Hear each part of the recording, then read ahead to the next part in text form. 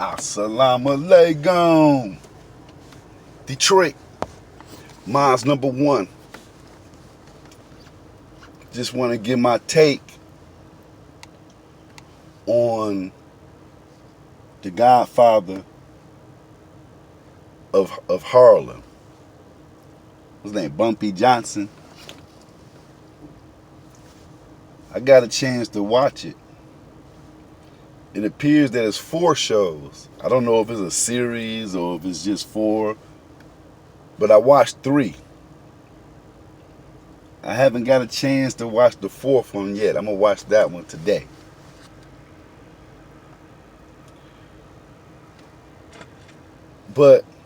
And this is the older Bumpy Johnson. So what you don't see, which is interesting, overall how they put it together was showing the connection between Bumpy and Malcolm.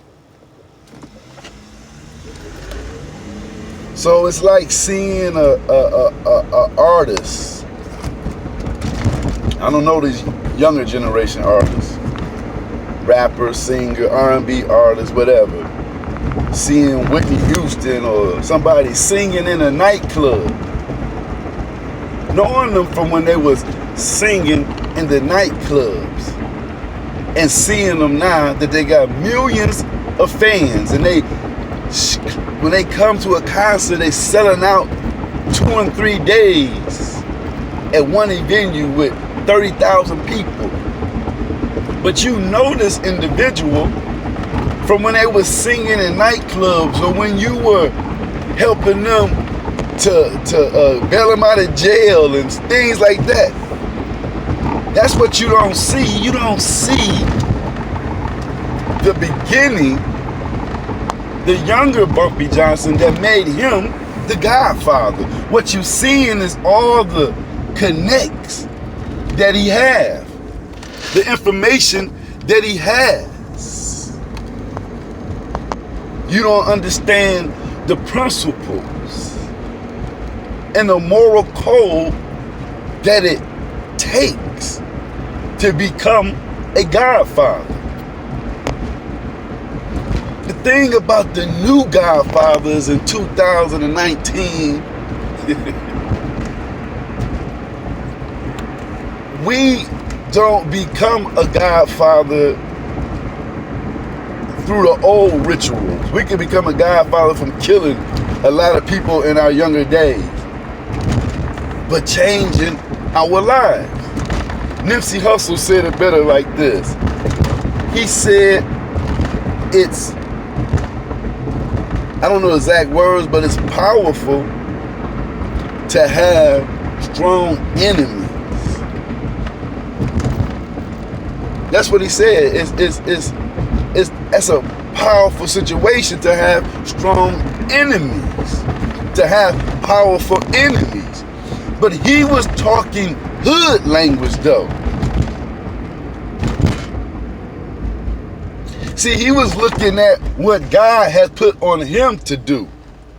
And he thinking about the guys that he beefing with. And he said, man, these some powerful cats, individuals.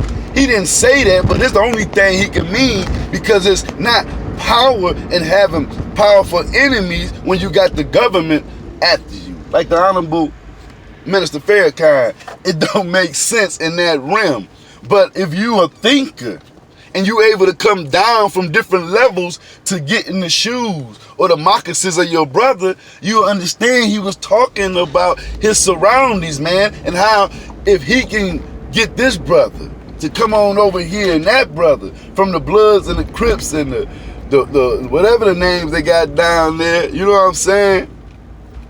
If he can get them to come, if he can kick it with them and get that enemy to become an ally to him, then they will become powerful we will become powerful as a people. That's what Nipsey was talking about. But when you look at Malcolm X, who come from the streets, you see the people that the person that he met, the one man who seen through him, say, man, you not cut out for this guerrilla gangster shit, boy. This how Bumpy like 21 years older than Malcolm. So understand, Bumpy probably was 40 and Malcolm was 19, or you understand what I'm saying, man. And Bumpy seen like, man, you need to do something. But you need to get up out of here with that old long suit bull crap playing, because you're gonna get killed down here in these streets, man. And he left Harlem and eventually became a Muslim, but it was Bumpy who pulled his coattail.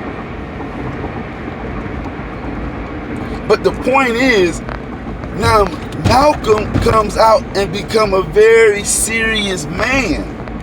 He didn't get a chance to become a serious cat in the street as much as Bumpy, as a real Don who put in work, who probably laid people down, selling that work and helping people out. It's Robin Hood, man. Shit. I mean, I ain't trying to justify. Let me say this, because I might get a little carried away, because I'm from that walk of life of Bumpy Johnson.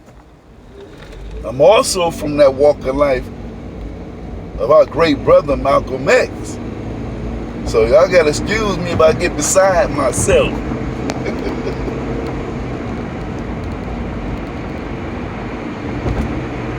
So Bumpy sent him on his way a long time ago. Bumpy knew the police officer who now became the chief, who was an X, Y, and Z. Bumpy knew the new boss now, who used to be a driver. And all these people trying to, they following the codes, first of all. Let's get this part clear, because I go so far ahead, and I'm going to do a couple videos. So let me calm down.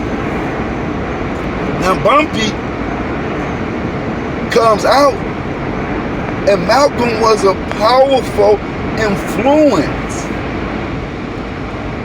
on the man who sent him,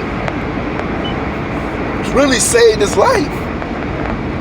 And they both recognize it. But Malcolm wasn't playing no games, man. So you see, and what I love about it, they didn't make it like Malcolm was any way, form, or fashion a part of that. He was strictly for his people, and he was strictly for Elijah, man. He was strictly for God. He was a changed man, but he had a semi-hard life. Yeah, I call it semi, because he got his life together, man. He was destined to be killed because, well, that's what it appeared to be. Bumpy was an OG. He made it. You already know what the guy got to go through, and you ain't rooted enough to be out. And you messing with the wrong man. I forgot who that was. Who Malcolm was down with. Y'all know who he was in the movie. I don't be remembering all these guys' names. I know Farrakhan, Elijah Muhammad, Mashrad Muhammad, and now I know who True Ali. These are the major men names that stay on top of my tongue, head, and my body, man. I read a lot of books. I don't remember those cats' names.